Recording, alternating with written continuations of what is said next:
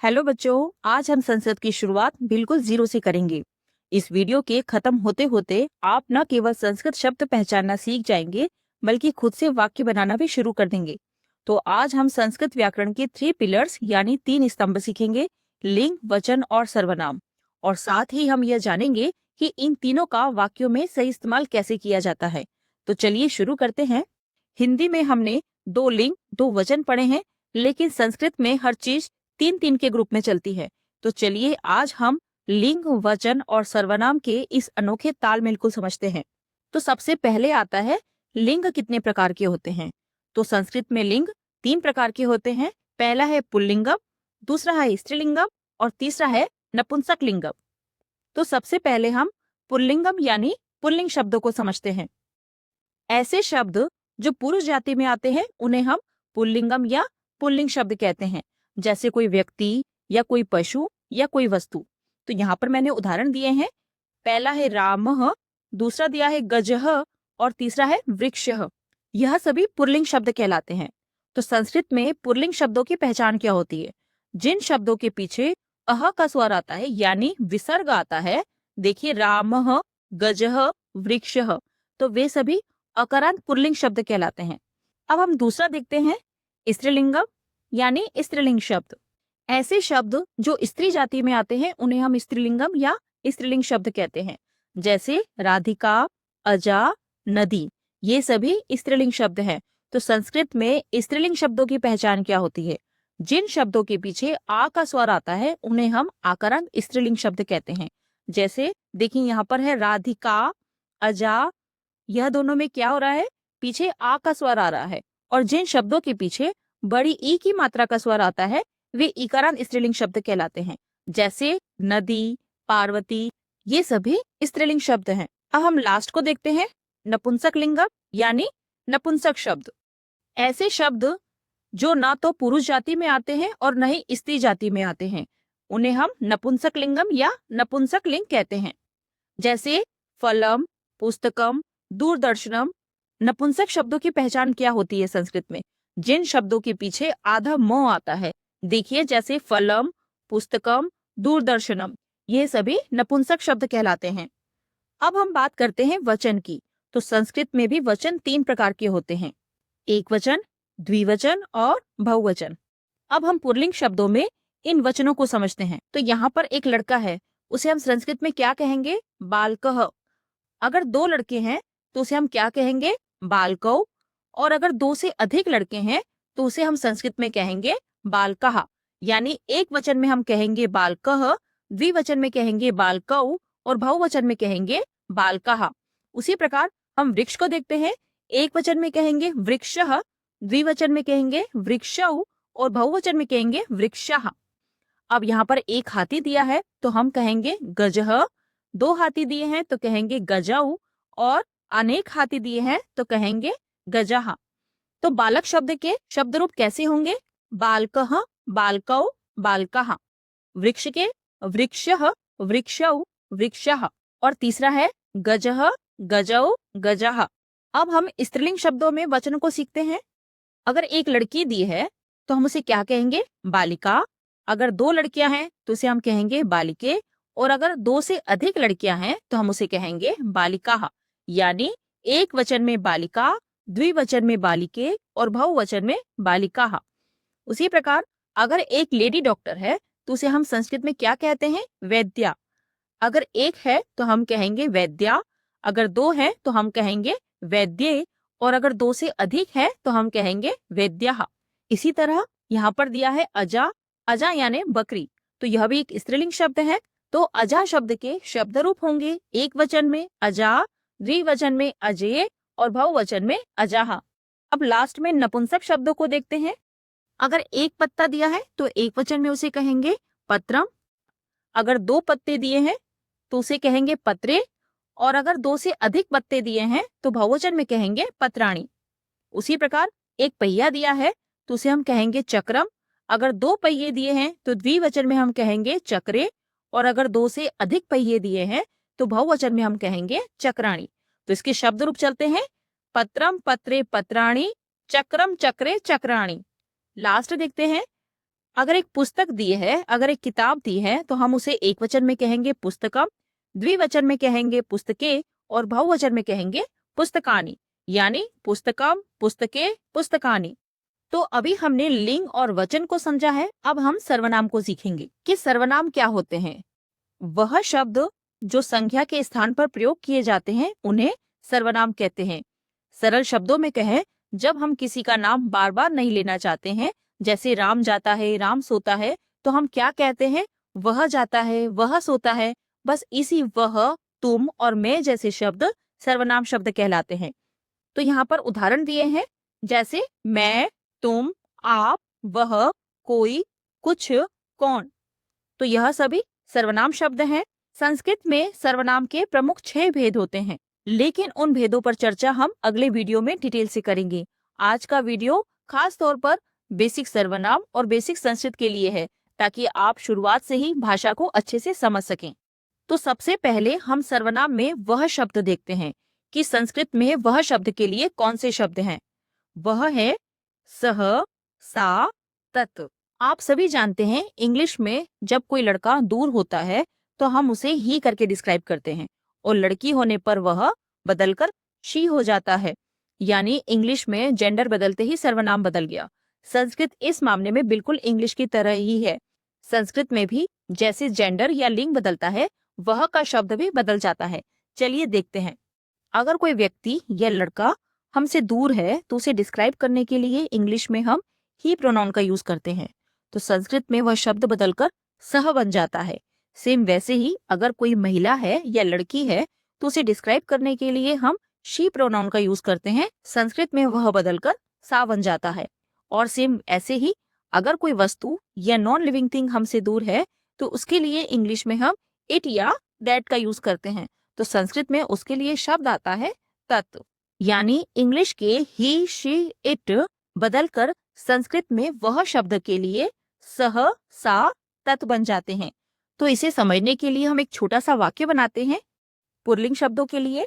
तो यहाँ पर यह लड़का देखिए दूर खड़ा है, तो इंग्लिश में इसके लिए एक सेंटेंस लिखेंगे, ही इज अ बॉय। तो ही जो सर्वनाम है वह स में बदल गया, और अ बॉय यानी एक लड़का, तो यह एक वचन हो गया। इसके लिए बालकः शब्द का प्रयोग करेंगे और इसके लिए हम अस्ति लिखेंगे। तो यह एक छोटा सा वाक्य बना, सह बालकः अस्ति, वह लड़का है। अब जल्दी से हम स्त्रीलिंग और नपुंसक के भी एक छोटा सा वाक्य बना के देख लेते हैं। तो देखिए, यह एक लड़की है जो दूर है, तो इंग्लिश में इसके लिए सेंटेंस लिखेंगे, शी इज अ गर्ल। तो यहाँ जो शी है वह सा में बदल गया, और अ गर्ल यानी एक वचन, तो इसके लिए संस्कृत में शब्द आता है बालिका, और इसके लिए हम लिखेंगे अस्ति। तो स्त्रीलिंग में एक छोटा सा वाक्य बना, सा बालिका अस्ति। और लास्ट में हम नपुंसक शब्द का प्रयोग करते हुए वाक्य बनाते हैं। तो इसके लिए सेंटेंस लिखा है इंग्लिश में, इट इज अ फ्रूट। तो इट प्रोनाउन तत् में बदल गया, और अ फ्रूट यानी एक फल, तो इसके लिए शब्द आता है फलम, और इसके लिए हम लिखेंगे अस्ति। तो वाक्य बना, तत् फलम अस्ति, वह फल है। तो अभी हमने दूर की वस्तु या व्यक्ति को बताने के लिए संस्कृत में सह, सा और तत् शब्दों का प्रयोग किया है। उसी प्रकार अगर कोई वस्तु या व्यक्ति हमारे पास है तो उसके लिए संस्कृत में कौन से शब्द आते हैं, अब हम जानते हैं। तो पास के व्यक्ति या वस्तु को बताने के लिए इंग्लिश में दिस का और हिंदी में यह शब्द का प्रयोग करते हैं। तो संस्कृत में पुल्लिंग के लिए एषः और स्त्रीलिंग के लिए एषा और नपुंसक शब्द के लिए एतत् सर्वनाम का प्रयोग करते हैं। तो एक बार हम फिर से इन सर्वनाम को देख लेते हैं। तो पुल्लिंग शब्दों के लिए हम पास के लिए एषः और दूर के लिए सह सर्वनाम का प्रयोग करते हैं। स्त्रीलिंग शब्दों के लिए पास के लिए हम एषा और दूर के लिए सा सर्वनाम का प्रयोग करते हैं, और नपुंसक शब्दों के लिए पास के लिए हम एतत् और दूर के लिए तत् सर्वनाम का प्रयोग करते हैं। यानी पास के व्यक्ति या वस्तु को बताने के लिए हम ए अक्षर आगे जोड़ देते हैं। तो हमने पुल्लिंग, स्त्रीलिंग और नपुंसक लिंग में एक वचन में सर्वनाम सीखा है। अब हम द्विवचन और बहुवचन के सर्वनाम का प्रयोग सीखेंगे। तो यहाँ एक चार्ट बनाया है, तो हम उसके माध्यम से छोटे छोटे वाक्य बनाना भी सीखेंगे। तो दूर के लिए हम एक वचन में सह सर्वनाम का प्रयोग करते हैं, द्विवचन में तौ और बहुवचन में ते सर्वनाम का प्रयोग करते हैं। तो पहले हम पुल्लिंग सर्वनाम का प्रयोग करते हुए वाक्य बनाते हैं। सह बालकः द्विवचन में बनेगा तौ बालकौ और बहुवचन में बनेगा ते बालकाः। तो इसका अर्थ है एक वचन में वह बालक, द्विवचन में वे दो बालक और बहुवचन में इसका अर्थ है वे सब बालक। तो जैसे हमने पहले इंग्लिश में एक सेंटेंस लिखा था ही इज अ बॉय, तो ही प्रोनाउन का यूज हम सिंगुलर के लिए करते हैं। अ बॉय यानी नाउन भी सिंगुलर है, तो सिंगुलर के साथ सिंगुलर। सेम वैसे ही संस्कृत में एक वचन के साथ एक वचन आता है, तो लिखा है सह बालकः, यह दोनों एक वचन शब्द हैं। अब हम द्विवचन में देखते हैं तौ बालकौ यानी वे दो बालक। तो बालकौ का अर्थ क्या होता है? दो बालक। तो संस्कृत में दो के लिए सर्वनाम आता है तौ, तो वाक्य बना तौ बालकौ यानी द्विवचन के साथ द्विवचन। अब देखते हैं ते बालकाः।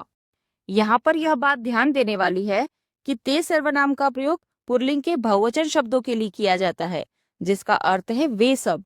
लेकिन स्त्रीलिंग और नपुंसक में इसका यानी कि ते सर्वनाम का प्रयोग द्विवचन में होता है, जहाँ पर इसका अर्थ हो जाता है वे दो। तो अभी हम पुल्लिंग शब्दों की बात कर रहे हैं, तो यहाँ हम लिखेंगे ते बालकाः, वे सब बालक। उसी प्रकार पास के लिए संस्कृत में यह के लिए एषः आता है, तो एषः बालकः द्विवचन में आएगा एतौ बालकौ और बहुवचन में आएगा एते बालकाः, यानी यह बालक, ये दो बालक और ये सब बालक। अब स्त्रीलिंग में सर्वनाम का प्रयोग देखते हैं। तो स्त्रीलिंग में दूर के लिए सर्वनाम आता है एक वचन में सा, द्विवचन में आता है ते और बहुवचन में आता है ताः, यानी सा ते ताः। तो इसके शब्द रूप होंगे, अगर एक लड़की है तो एक वचन में हम क्या लिखते हैं? बालिका। द्विवचन में यानी दो लड़कियां हैं तो हम लिखते हैं बालिके, और बहुवचन में दो से अधिक बालिका है तो हम लिखते हैं बालिकाः। एक वचन में वह लड़की, द्विवचन में वे दो लड़कियां और बहुवचन में वे सब लड़कियां। उसी प्रकार पास के लिए हम स्त्रीलिंग में एषा सर्वनाम का प्रयोग करेंगे। एक वचन में आएगा एषा, द्विवचन में होगा एते और बहुवचन में होगा एताः, और बालिका के शब्द रूप होंगे एक वचन में बालिका, द्विवचन में बालिके और बहुवचन में बालिकाः। अब लास्ट में नपुंसक शब्दों के लिए सर्वनाम का प्रयोग किस तरह किया जाता है? दूर के लिए लिखते हैं एक वचन में तत्, द्विवचन में ते और बहुवचन में तानी। तत् ते तानी। तो इसके शब्द रूप होंगे एक वचन में फलम, द्विवचन में फले और बहुवचन में फलानी। फलम फले फलानी। तो एक वचन के साथ एक वचन, द्विवचन के साथ द्विवचन और बहुवचन के साथ बहुवचन। पास के लिए एतत् सर्वनाम का प्रयोग करते हैं। एतत् फलम, द्विवचन में एते फले और बहुवचन में एतानी फलानी। यह फल, ये दो फल, ये सब फल। तो अभी तक हमने सीखा कि अगर कोई व्यक्ति हमसे दूर है या पास है तो उसे बताने के लिए हम पुल्लिंग शब्दों के लिए सह या एषः सर्वनाम का प्रयोग करते हैं, स्त्रीलिंग शब्दों के लिए सा या एषा सर्वनाम का, और जो नॉन लिविंग थिंग है यानी कि जो न तो पुल्लिंग शब्दों में आते हैं और न ही स्त्रीलिंग शब्द में आते हैं, तो उसके लिए हम तत् और एतत् सर्वनाम का प्रयोग करते हैं। अब हम सीखेंगे कि प्रश्न निर्माण कैसे करते हैं। तो पहला आता है पुल्लिंगम, यानी जब हम पुरुष जाति के बारे में पूछते हैं। जब हम किसी एक लड़के के बारे में पूछते हैं यानी एक वचन में कि वह कौन है या यह कौन है, तो उसके लिए हम कह प्रश्नवाचक शब्द का प्रयोग करते हैं। अगर दो व्यक्तियों के बारे में पूछना है कि वे दोनों कौन है या ये दोनों कौन है, तो उसके लिए हम कौ प्रश्नसूचक शब्द का प्रयोग करेंगे। अगर दो से अधिक है तो हम पूछेंगे कि ये सब कौन है या वे सब कौन है, तो उसके लिए हम के प्रश्नसूचक शब्द का प्रयोग करेंगे। तो जैसा हम पहले एक वचन में देखते हैं, अगर कोई व्यक्ति हमसे दूर खड़ा है तो हम पूछते हैं सह कह, और अगर कोई व्यक्ति हमारे पास है तो हम पूछते हैं एषः कह। अगर दो व्यक्ति हैं और वह हमसे दूर हैं तो हम पूछते हैं तौ कौ, वे दोनों कौन हैं। अगर ये दोनों व्यक्ति हमारे पास खड़े हैं तो हम पूछते हैं एतौ कौ, ये दोनों कौन हैं। उसी प्रकार बहुवचन में देखते हैं, अगर बहुत सारे व्यक्ति हमसे दूर खड़े हैं तो हम उनके बारे में कैसे पूछेंगे? ते के, वे सब कौन हैं। और अगर वे व्यक्ति हमारे पास खड़े हैं तो उसके लिए हम बहुवचन में पूछेंगे एते के, ये सब कौन है। इन प्रश्नों को बनाना और भी आसान हो जाएगा अगर हम इस ट्रिक को याद रख लें कि जिस वचन, एक वचन, द्विवचन या बहुवचन का सर्वनाम होगा, प्रश्नवाचक शब्द भी उसी वचन में होगा। यानी जैसा सर्वनाम वैसा प्रश्नवाचक शब्द। क्योंकि देखो बच्चों, सह और एषः का लास्ट साउंड जो है, उसके प्रश्न का लास्ट साउंड भी वही है, कह, यानी तीनों में विसर्ग है। अब द्विवचन में देखते हैं, तौ एतौ, तो प्रश्नवाचक का लास्ट साउंड भी वही है, कौ, यानी ओ की मात्रा का साउंड है। तो तीनों में औ की मात्रा का साउंड आ रहा है। अब बहुवचन में देखते हैं, ते, एते, के, तो इन तीनों का लास्ट साउंड भी सेम ही है। तो इनके द्वारा भी हम प्रश्न की पहचान कर सकते हैं। इसके बाद हमें स्त्रीलिंगम, यानी अगर हमें किसी लड़की या महिला के बारे में पूछना है कि वह कौन है, या वे दोनों कौन है, या वे सब कौन है, तो उसके लिए हम किन प्रश्न सूचक शब्दों का प्रयोग करेंगे? एक वचन में का, द्विवचन में के और बहुवचन में काहा। अगर कोई लड़की हमसे दूर है तो हम पूछेंगे सा का, वह कौन है। अगर वो पास में है तो हम पूछेंगे एषा का, यह कौन है। अगर द्विवचन में पूछना है कि वे दोनों कौन है तो हम पूछेंगे ते के, और पास के लिए पूछना है तो हम पूछेंगे एते के।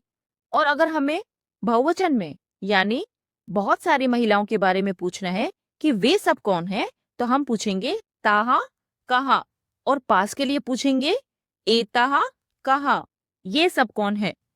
तो इनमें भी देखिए सभी का लास्ट साउंड सेम ही है, सा, एषा का, ते, एते के, ताहा, एताहा कहा। अब अगर हमें नॉन लिविंग थिंग या नपुंसक शब्दों के बारे में पूछना है तो उसके लिए हम किम शब्द का प्रयोग करते हैं। अगर कोई वस्तु या नॉन लिविंग थिंग हमसे दूर है तो हम पूछते हैं वह क्या है, तो उसके लिए संस्कृत में प्रश्न बनता है तत् किम। और अगर वस्तु हमारे पास है तो हम पूछेंगे एतत् किम, यह क्या है। अगर वे वस्तुएं दो हैं तो हम द्विवचन में पूछेंगे ते के, वे दोनों क्या हैं। और अगर वह वस्तु पास है तो हम पूछेंगे एते के, ये दोनों क्या है। बहुवचन में भी दूर की वस्तु के लिए पूछेंगे तानी कानी, वे सब क्या है। और पास की वस्तुओं के लिए एतानी कानी, यह सब क्या है। तो यहाँ पर भी देखिए जैसा सर्वनाम है वैसा ही प्रश्नवाचक शब्द है, तत्, एतत् किम, ते, एते के, तानी, एतानी, कानी। जब भी हम प्रश्न का निर्माण करें, प्रश्न के अंत में प्रश्न सूचक चिन्ह लगाना न भूलें। अब हम देखते हैं कि हमने अभी तक क्या सीखा और हमें क्या समझ में आया। तो यहाँ कुछ वाक्य दिए हैं, इन वाक्यों के आधार पर हमें प्रश्न निर्माण करना है। तो पहला वाक्य है सह बिडालः, वह बिल्ला है। तो इसका क्या प्रश्न बनेगा? वह कौन है? तो आप बताइए यहाँ पर कौन सा प्रश्नवाचक शब्द का प्रयोग करेंगे? यहाँ पर हम कह शब्द का प्रयोग करेंगे, क्योंकि सर्वनाम जिस वचन में होगा प्रश्न भी उसी वचन में बनेगा। तो प्रश्न बनेगा सह कह। कह एक वचन शब्द है और सह भी एक वचन शब्द है, एक वचन के साथ एक वचन। अब दूसरा दिया है एषा लता, यह लता है। तो आप यहाँ सर्वनाम को देखिए, यह स्त्रीलिंग का एक वचन है, तो इसके लिए हम कौन सा प्रश्न सूचक शब्द का प्रयोग करेंगे? का, एषा का। अब तीसरा दिया है तौ मयूरौ, वे दोनों मोर हैं। तो इसका प्रश्न क्या बनेगा? वे दोनों कौन है? तो यहाँ पर देखिए सर्वनाम दिया है तौ, तो यह द्विवचन है, तो प्रश्न भी किस में बनेगा? द्विवचन में। उसके लिए कौन सा शब्द आता है? कौ। तो प्रश्न बनेगा तौ कौ, वे दोनों कौन है। अब दिया है तत् पुस्तकम, वह किताब है। तो तत् शब्द नपुंसक का एक वचन शब्द है, तो इसका प्रश्न क्या बनेगा? वह क्या है। तो क्या शब्द के लिए किम शब्द का प्रयोग किया जाता है, तो प्रश्न क्या बनेगा? तत् किम, वह क्या है। अब दिया है एतानी फलानी, वे सब फल हैं। तो प्रश्न क्या बनेगा? वे सब क्या है। तो वे सब क्या है के लिए कौन सा प्रश्नवाचक शब्द का प्रयोग करेंगे हम? कानी, वे सब क्या है, एतानी कानी। अब लास्ट दिया है ताहा मालाहा, वे सब मालाएं हैं। तो यह दोनों स्त्रीलिंग के बहुवचन शब्द है। तो हम सर्वनाम को देखते हुए प्रश्न निर्माण करेंगे। ताहा, कहा, वे सब कौन है, या वे सब क्या है। आई होप आज आपने बेसिक संस्कृत ग्रामर को अच्छे से पढ़ा और समझा होगा, और साथ ही आप छोटे छोटे शब्द जोड़ना भी सीख गए होंगे। अब हमारी अगली वीडियो में यानी स्टेप 4 में हम सीखेंगे कि धातुएं कैसी चलती हैं और इन सर्वनाम के साथ जुड़कर पूरे वाक्य कैसे बनते हैं। तब तक आप इन तीनों स्टेप्स लिंग, वचन और सर्वनाम का अभ्यास जरूर करें। मिलते हैं नेक्स्ट वीडियो में। अगर आपको मेरा चैनल पसंद आए तो लाइक और सब्सक्राइब करना ना भूलें। Thank you.